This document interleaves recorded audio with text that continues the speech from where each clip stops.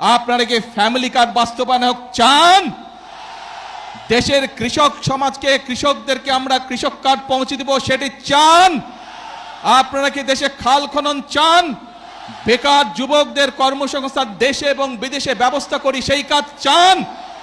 আপনারা কি দেশে বৃক্ষরোপণ চান? প্রিয় ভাই বোনেরা, যদি এই কাজগুলো আমাদেরকে করতে হয় জনগণের সহযোগিতা লাগবে। যদি এই কাজগুলো আমাদেরকে বাস্তবায়ন করতে হয় এই ষড়যন্ত্রকারীদের বিরুদ্ধে আপনাদেরকে সজাগ এবং সতর্ক থাকতে হবে। কারণ তাদের অতীত ইতিহাস বলে দেয় যে কতবার দেশ স্বাধীনের পরে, দেশ স্বাধীনের আগের শুরু থেকে তারা কতবার চেষ্টা করেছে দেশের মানুষকে বিভ্রান্ত করতে। প্রিয় ভাই বোনেরা, এই দলের প্রতিষ্ঠাতা শহীদ রাষ্ট্রপতি জিয়াউর রহমান বগুড়ার সন্তান, দেশের স্বাধীনতার ডাক দিয়েছিলেন 1971 সালে।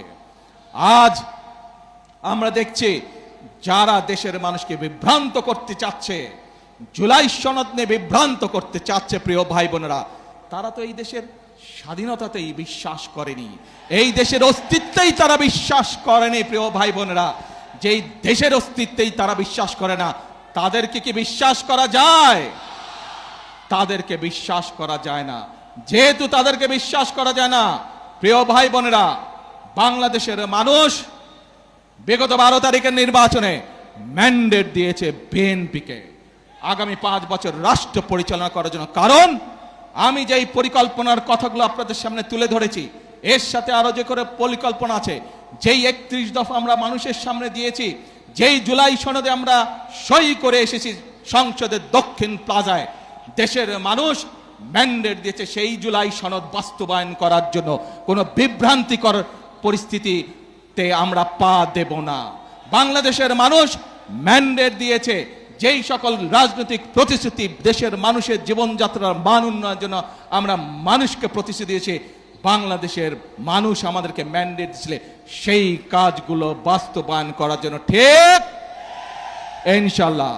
প্রিয় ভাই বোনেরা, আমি আপনাদেরই ভাই, আমি আপনাদেরই সন্তান। আজ যে পরিকল্পনাগুলো বিএনপি নির্বাচনের আগে আপনাদের দিয়েছে, যেই পরিকল্পনাগুলো আমরা বাস্তবায়নের কাজ শুরু করেছি, এই কাজগুলো আপনাদের সন্তান হিসেবে, বগুড়ার সন্তান হিসেবে যদি আমি করতে পারি, তাহলে নিশ্চয়ই আপনাদের গৌরব বৃদ্ধি পাবে, বগুড়ার প্রতিটি মানুষের গৌরব বৃদ্ধি পাবে। আজ আমি আপনাদের মুরব্বী সহ সকলের, মা বোন সহ সকলের দোয়া যেমন চাই, আমি আপনাদের সমর্থন তেমন চাই, এবং আপনাদের মাধ্যমে, মিডিয়ার মাধ্যমে সারা বাংলাদেশের সমর্থন চাই। যারা দেশে গোলযোগ সৃষ্টির আবার পায় তারা করছে, ঠিক যেভাবে পালিয়ে যাওয়া স্বৈরাচার বলেছিল, দেশনেত্রী খালেদা জিয়া যখন দেশ পরিচালনার দায়িত্বে পেলেন, স্বৈরাচার বলেছিল 1 মিনিটও শান্তিতে থাকতে দিব না, মনে আছে? সেই একই ভূত কিন্তু আবার এদের উপরেও সাওর করেছে।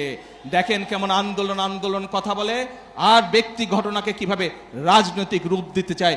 ঠিক দিনাজপুরের ইয়াসমিনের ঘটনার মতন, যে ওই ঘটনাকে রাজনৈতিক রূপ দিয়ে দেশে অশান্তি তৈরি করা হয়েছিল, 172 দিনের হরতাল ডাকা হয়েছিল, মনে আছে নিশ্চয়ই আপনাদের। আসুন, আজ সময় হয়েছে, মানুষ ম্যান্ডেট দিয়েছে বিএনপিকে তাদের পরিকল্পনা বাস্তবায়ন করার জন্য। মানুষ ম্যান্ডেট দিয়েছে বিএনপিকে যেই জুলাই সনদে বিএনপি স্বাক্ষর করছে সেই জুলাই সনদ বাস্তবায়ন করার জন্য। কাজেই যার ম্যান্ডেট বাংলাদেশের জনগণ আমাদেরকে দিয়েছে, যেই প্রতিশ্রুতি জনগণকে আমরা দিয়েছি, আসুন আল্লাহর রহমতে আজকে এই মিটিংয়ে আমরা প্রতিশ্রুতি, শপথ গ্রহণ করতে চাই। প্রত্যেকটি সেই শপথ হবে, প্রত্যেকটি প্রতিশ্রুতি ইনশাআল্লাহ যাতে আমরা বাস্তবায়ন করতে পারি, প্রত্যেকটি প্রতিশ্রুতি আমরা বাস্তবায়ন করব। প্রিয় ভাই বোনেরা, বগুড়া সিরাজগঞ্জ থেকে বগুড়া রেল লাইন, এইটি বগুড়ার মানুষের একটি অন্যতম প্রধান দাবি। ইনশাআল্লাহ শীঘ্র এই কাজ আমরা শুরু করব। প্রিয় ভাই বোনেরা, বগুড়া সহ আশেপাশের অনেকগুলো অঞ্চল কৃষি প্রধান অঞ্চল। আমরা চাই আমাদের কৃষিজাত পণ্য দেশে যেমন থাকবে, বিদেশেও রপ্তানি হবে।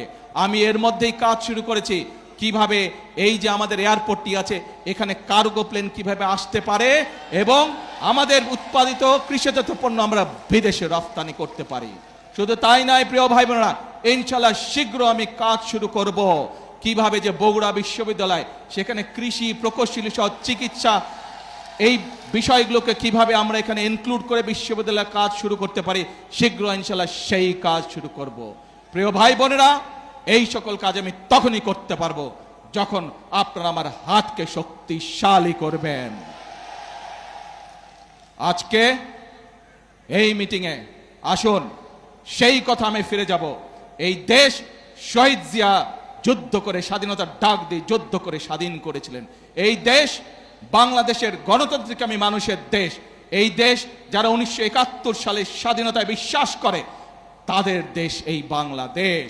কাজে আসুন আমরা সেই কাজ করব, অর্থাৎ করব কাজ, গর্ব দেশ, সবার আগে বাংলাদেশ। আল্লাহ হাফেজ।